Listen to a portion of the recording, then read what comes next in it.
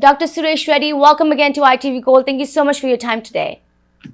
Thank you, Aditi. Thank you. You know, we have you here. We have you here today because there's so much to discuss. A lot is happening in the nation, and I want to jump right to one of the biggest topics of discussion this week: the vaccine.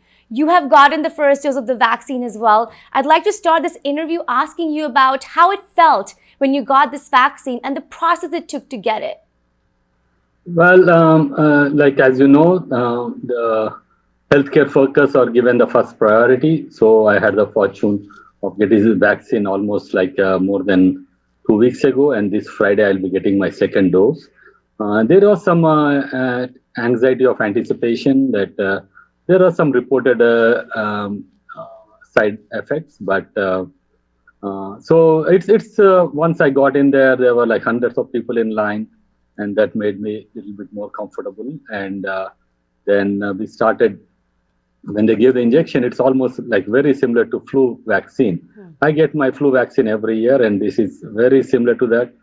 And the procedure went very well. They watched me for half hour, monitored me, and then they let me go after half hour. And I did not have any symptoms, any side effects, even the minimal side effects. Some of my friends had some pain at the puncture site, or some rash, or some muscle weakness, muscle pain, and a couple of people had fever, but I did not have any of those.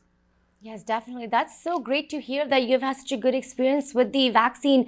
When you're looking at the vaccine itself, Dr. Reddy, after the second dose, will you be fully protected from COVID-19? According to the statistics, what we have, I'll be 95% protected, and I'm very happy about it. And the vaccine, any vaccine with a 95% accuracy is, I think it's pretty good. Right. You know, when we're looking at the vaccine, I have to ask you a question about the vaccine rollout. Currently, about 4.5 million healthcare workers have been vaccinated in the nation, but there have been 13 million vaccines that were actually distributed. There is a lag of vaccine distribution and the inoculation itself. What do you think will help this entire process? How do they speed it up? So the most important thing about a vaccine is the safety. Right. Especially in the United States, that's given the maximum importance, because they want to make sure every dose is accounted for, given safely, monitored, watched, and they also have to piggyback the second vaccine ready for that person. So there are so many logistics that's involved, especially in the United States. Other countries, they are a little bit lax about it, but in the United States, they make it like very, very systematic and very meticulous and methodical approach how they give vaccines. Because even if you have one severe bad reaction due to false administration or something, then that will have a big backlash on the vaccine, the whole program itself. So they want to make sure that they are given in the proper way, because they also have these temperature controls. Especially if you give Pfizer, you have to store it at -90. Right. From the manufacturing to the delivery, and they have to be thawed 30 minutes before.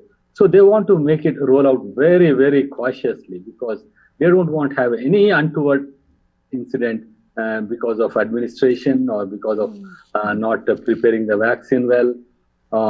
So that's part of the reason they want to make this very meticulous. So when you are so meticulous, and so it does take time. And other countries, they are a little bit faster than us, because the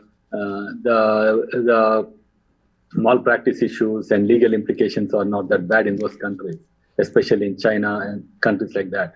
But in the United States, we want to be extremely safe, and the safety is a topmost priority. That's part of the reason why it's taking a little bit longer than expected.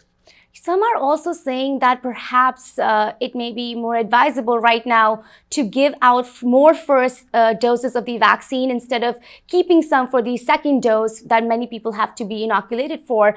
What are your comments on that? Well, like people usually try to do fast and try to give their advice. But when you take a vaccine or any medication, you have to follow the strict advice by that pharmaceutical company. So if the pharmaceutical company says this is the way you have to give it, that's the only way you have to give it. So we cannot use our own judgment we have to follow the rules, we have to follow the pharmaceutical recommendations, we have to follow the FDA. So there are strict rules in place, so we cannot give the way we want it. And we don't want to give a first dose and then some people not getting the second dose. So we have to make sure everybody follows the pharmaceutical recommendations advised by the pharmaceutical companies. That's true. I think that's a very, very important point. Do you think the vaccine is reaching to pretty much all of the healthcare workers? We're hearing some community-based organizations and hospitals and clinics are still not getting the vaccine to inoculate their own doctors and nurses.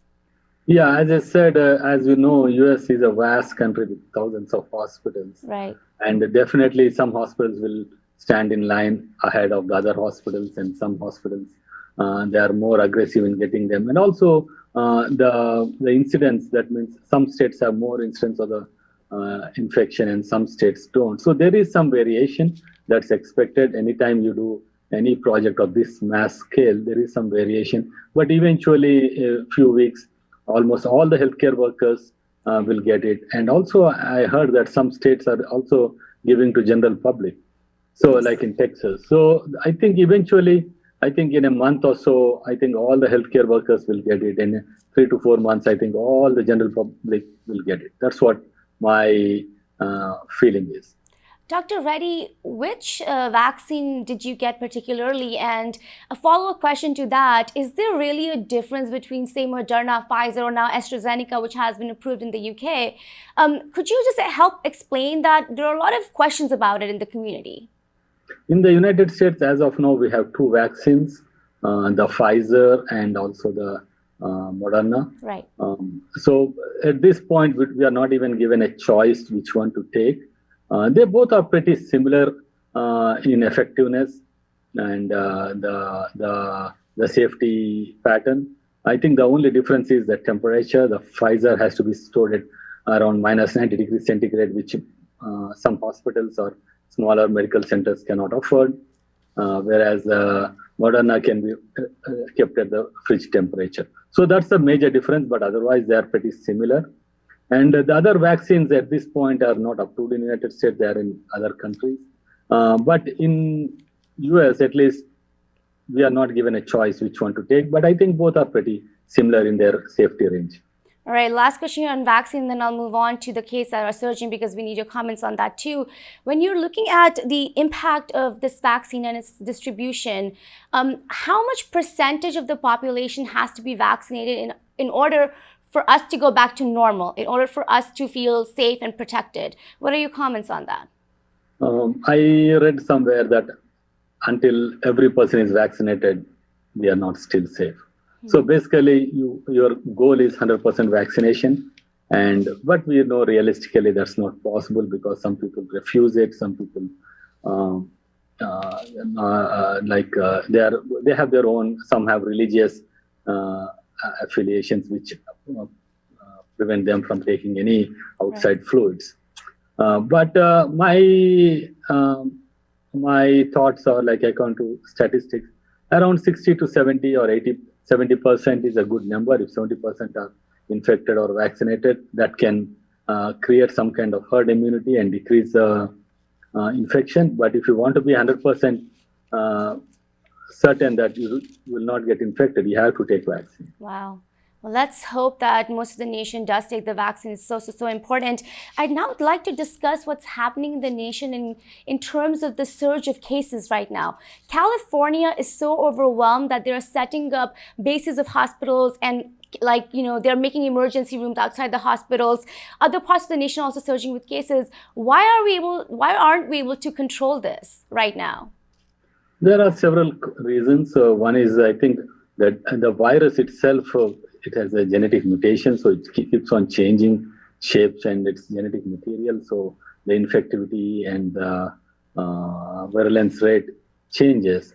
But more than that, I think people have got exhausted, tired of wearing this mask and maintaining constant the alertness. Like you can only be alert for so long. After that, you get exhausted. Yeah. So people are partying. People are they are not maintaining the strict precautions. And it's I don't blame the people because it's not that easy to do it 24/7. You can be alert for a while, but after a while, it becomes very difficult. So that's part of the reason, and also like vacation, the holiday season, and Right. also we don't know what does this winter does, especially the low temperatures. You stay in the house most of the time, and you end up getting infected. So there are multiple reasons for this, but the good thing is like infection is we know how to deal with infection as compared to in March, where we had no idea how to handle it.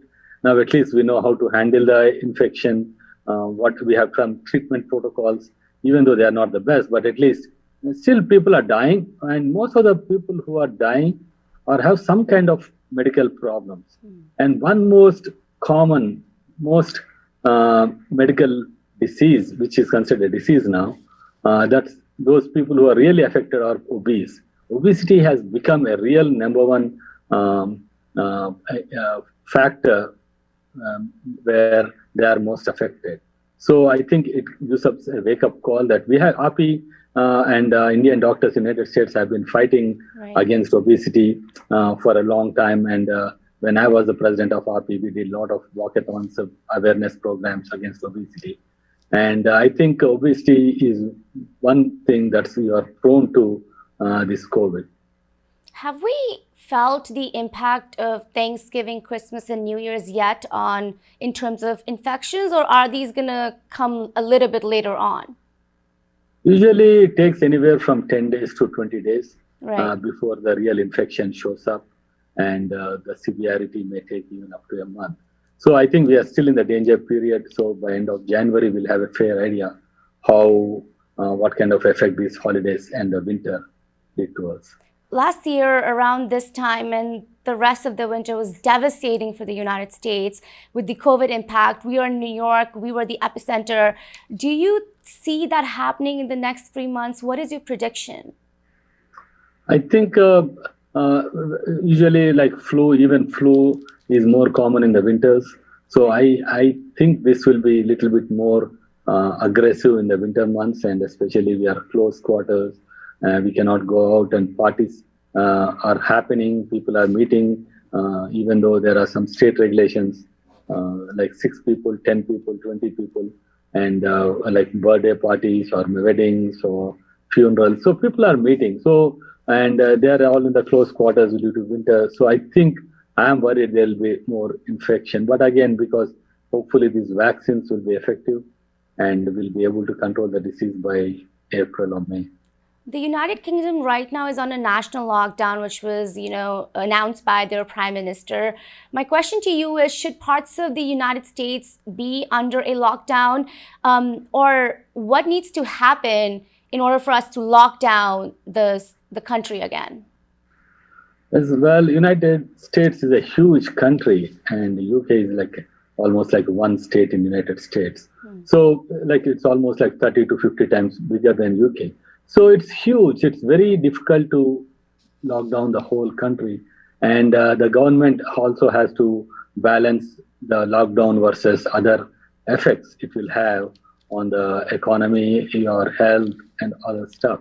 So lockdown, I think it's very difficult at this point. But I think a lot of public awareness, including the basic things we have, like I always said, like a Trishul, you have 3-prong attack, mask, hand washing, and social distancing. I think those are really, really helping us. So as long as you can follow those and try to make sure, it should come from the people. It should not come from the government. So the people should feel responsible. And I still see some people who really refuses to wear masks, and they still think COVID is not a reality. It's a hoax. So for those people, please, it's a reality. It's real. Try to follow these 3 basic principles. It will not only prevent you from COVID, it will also prevent you from other common allergic reactions or allergies and common cold. So I think those are the only 3 things we have right now. Even with your vaccine, even after you're getting vaccine, I would recommend until next 3-4 months, still follow these 3 basic protocols. Definitely. And we really, again, want to encourage everybody to wear a mask. It's so important to mask up. Dr. Reddy, just talking about the United Kingdom again, they have found 2 variants of COVID-19 in the country. We found one of those cases in New York State last night. My question to you is, how worried are you about this new variant? Because it is more transmissible. That's what they're all saying. I am worried. I've been very, very pessimistic on this disease right from the beginning. We have to be extremely careful. We cannot take this lightly. And of course, there are like flights coming every single day from United Kingdom. So it's bound to happen that we'll be getting the virus. We knew we'll be getting that virus. We knew we'll be getting the strain because the travel restrictions are not that much still. But I think we have to be prepared mentally because there is no way we can stop that coming into our country. And the basic things again, wearing mask, social distancing, hand sanitization, keep following that and try to limit your travel as much as possible. I know it's difficult, it's impossible to total lockdown, but I think limit your travel. Like this is the first time in a last 10 years that I haven't flown on a plane for more than 10 months. Like I used to fly every month somewhere. Wow. So it's you have to sacrifice because I have some of my close friends, very close friends, who passed away, they succumbed to COVID disease. Yes. So, like as a respect to them and respect to all your friends or family who you know, family of family, friends of friends who you know, please maintain these basic protocols. Yeah. And we are still not out of the woods. I think it may take a whole year before we really can say that we conquered. COVID wow. will be there. But it may take some time. But until then, we have to have patience. Dr. Just a quick question about the UK variant. Will the current vaccinations that have been approved work against this virus? Yes and no. Okay. The vaccine we prepared is for a different strain. But again, like in common cold, that also changes its shape regularly. But they pool the one vaccine, usually they have some kind of genetic material that is common to each viruses. So sometimes they may not have the full effectiveness, but they'll have some kind of control on these viruses that have changed the shapes. But so that's what to answer, yes, that it will be protective, and no, that it will not be 100% protective. So it will be somewhere in the 70 to 80% range. So it will be protective. Definitely. I just have 2 more questions left here for you. I have to ask you about AAPI because you're a member of it. You have been a huge part of it. What is AAPI doing right now, especially with the COVID-19 surge, both here and in India? I would love to get some insight on that. Well, as you know, I was the president last year. Right. And when I was the president, we instituted so many educational programs, public awareness programs, and so many, like almost we had 250 lectures by eminent speakers for global education. And we were the first ones who gave the importance of all the 3 basic things I said, like social distancing, face mask, and hand sanitization. And that was part of our public awareness program. And we gave a lot of public awareness programs in United States, India, Australia, UK. So we continued that, and this year Dr. Sudhakar, he's the president, and he's continuing the same educational programs, global education and public awareness programs, educating the doctors who have not much exposure to COVID in the beginning, and also to general public. So we are still continuing on various TV, radio, and newspaper programs. That's great. My last question to you just has to be, a new administration is coming in very, very soon, in just 2.5 weeks. What is your advice as a medical professional to them? Well, I think they already have a very good team set up. The new administration has been proactive. Our own Dr. Vivek Murthy has been chairing in one of those task forces. I am very optimistic. I think they realize the seriousness of this issue. And at this point, we have to take a very stern step. We don't even have a choice at this time to lax or complacent. So it's a serious issue, and we have to deal with it seriously, and I think the new administration knows and they are on top of it. Definitely. Well, thank you so much for your time here on ITV Gold, Dr. Reddy. Thank you, ITV viewers, and thank you, Aditi, for inviting me. For sure. Stay safe.